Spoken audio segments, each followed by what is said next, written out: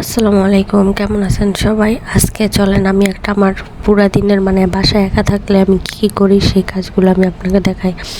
তো ফার্স্টে সবার আগে ঘুম থেকে ওইটা ফ্রেশ ট্রেশ হওয়ার পর আমি আমার বেড তুলতেছি, বিছনা গুছাইতেছি, কারণ বাসায় কেউ ছিল না, সবাই একটু বাইরে গেছিলো, আম্মুও বাসায় ছিল না, আর আপনাদের ভাইও বাসায় ছিল না। তো আমি একা ছিলাম, আর আমাদের বাড়ির কাজ চলতেছে, যার কারণে বাড়ি অনেক এলোমেলো হয়ে আছে, ঘর বাড়িতে প্রচুর ময়লা প্লাস বালু বালু হয়ে আছে। তো আমি সকালে ঘর ঝাড়ু দিয়ে নিলাম, আর তারপর হালকা রান্না করতে হবে, কারণ সারাদিন আমার তো খাইতে হবে, আবার আমার এক্সাম ছিল, তো রান্না করে রাইখা যাইতে হবে। যেহেতু আম্মু বাসায় ছিল না, তাই রান্না কে করবে, তাই আমারই রান্না করতে হবে। অবশ্য আমি রান্না করতে পারি না, কিন্তু তারপরও যা পারি টুকটাক আলহামদুলিল্লাহ তাই করার চেষ্টা করছি। তো আমি আজকে ফার্স্ট বেগুন ভাজি করতেছি, জানি না কেমন হবে, তাও করতেছি, কারণ আমি তরকারি রান্না করতে পারি না, তো ভাজিটা যে এগুলো একটু পারি। তো বেগুন ভাজি করতেছি, এই তো ছেড়ে দিলাম বেগুনগুলা তেলের মধ্যে, তেলটা গরম হয়েছে পর। তো মোটামুটি ভালোই রান্না পারি, করতে পারি, আমি চেষ্টা করলে পারবো। তো তাই বুঝলাম আর কি ওই দিন রান্না করে।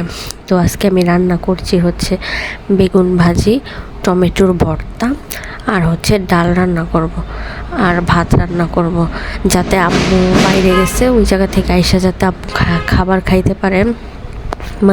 আমার আপু একটু অসুস্থ ছিল, তো আপুরে দেখতে হসপিটালে গেছে, যার কারণে রাত্রে আসতে পারে নাই।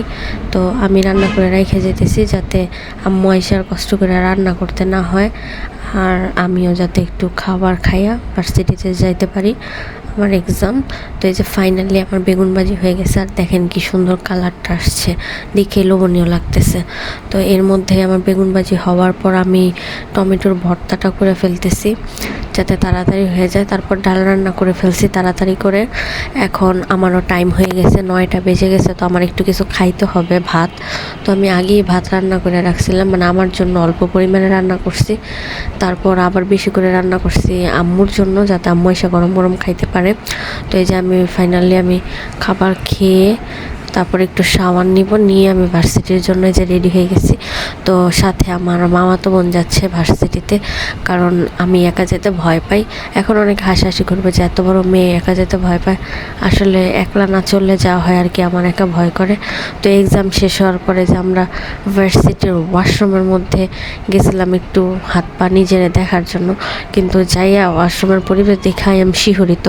তারপর ক্ষুধা লাগছিল, রেস্টুরেন্টে যাইয়া দুইজন কিছু খাইলাম, খাওয়ার পর বাসে উঠা বাসায় চলে আসলাম, অ্যান্ড বাসায় এসে ফ্রেশ হয়ে একটা ঘুম দিছিলাম।